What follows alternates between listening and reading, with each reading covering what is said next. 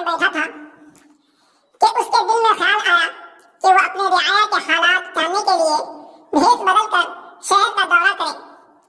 बादशाह ने सादा लिबास पहना और बगैर किसी इत्तला के शहर की गलियों में निकल गया। शहर के मुख्तलिफ इलाकों से गुजरते हुए बादशाह ने एक कच्ची बस्ती देखी जहाँ लोग इंतहाई गुर्बत में जिंदगी बसर कर रहे थे। वहाँ एक शख्स को देखा जो अपनी छोटी सी झोपड़ी के सामने बैठा हुआ था और धीरे धीरे अल्लाह का शुक्र अदा कर रहा था। बादशाह को हैरत हुई कि ये शख्स जो इतनी मुश्किल जिंदगी गुजार रहा है अल्लाह का शुक्र क्यों अदा कर रहा है।